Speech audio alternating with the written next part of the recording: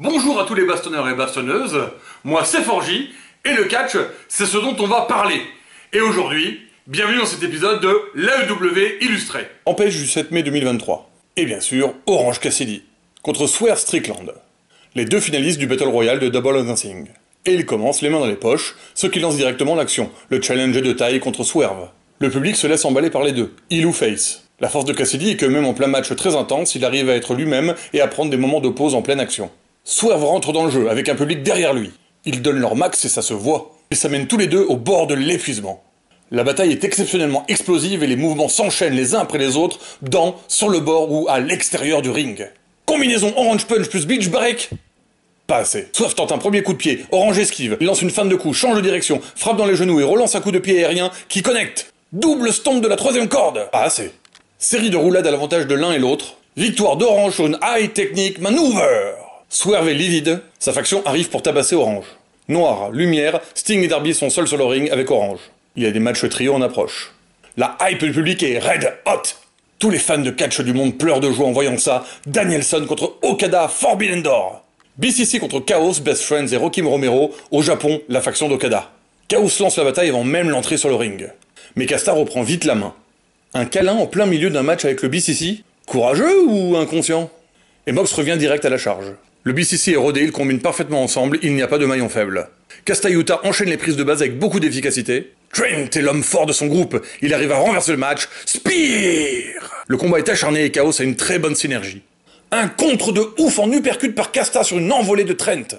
Pendant que Mox fait sa prise d'étranglement, le Bulldog sur Rocky, Yuta élimine dans les airs Chuck Taylor. BCC coup de Japan Style et Rocky tape pour une leçon de catch. Le message est haut et clair. Segment Hangman et les Bucks. Nous trois contre vous trois la semaine prochaine.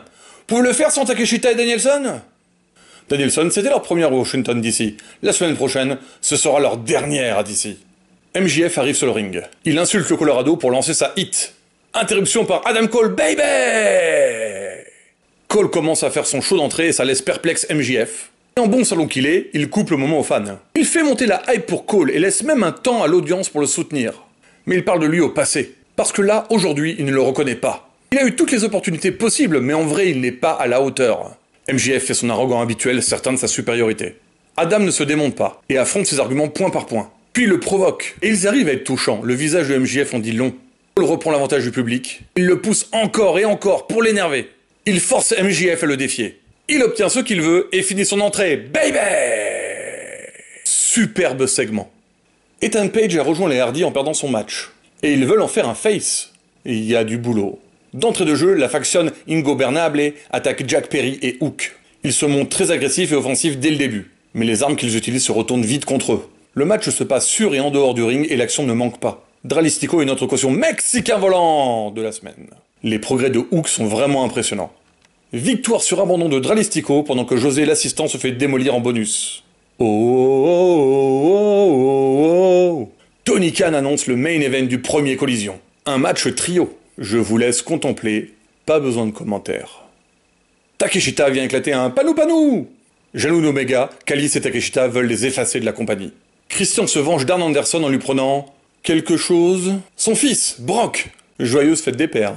Chris Statlander contre Anna Jay. C'est une entame de match très technique. Et très physique, Chris ne se laisse pas berner par les tours de la JAS et garde le contrôle du match. C'est très compétitif et les deux prennent à tour de rôle la position forte. Toujours sous le regard de Taya Valkyrie. Matt Menard multiplie les distractions pour donner de belles opportunités de victoire à Anna. Mais elle est inarrêtable et remporte sur un pile driver. Ricky Starks contre Jay White. Un combat qui n'a pas une seconde à perdre. Jay, saoulé, essaie de gagner du temps. Ricky est déterminé et explosif. Il charge sans arrêt et ne lui laisse aucun temps mort. En désavantage, White utilise son arsenal de coups bas sans état d'âme, que ce soit des attaques par surprise ou des coups dans les yeux. Et quand il prend l'avantage, il devient très vite arrogant. Et le catch suit. Ricky est loin d'être prêt à abandonner et il donne tout ce qu'il a pour rester dans la course. Les deux ne se ménagent pas et l'issue du match est incertaine. Ricky balance son finish, le Rochambeau, mais défonce l'arbitre au passage. Ce qui ouvre la porte à une intervention. Surprise, c'est les Guns!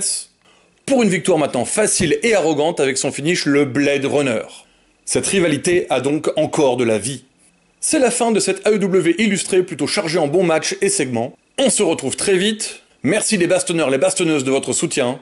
À très bientôt.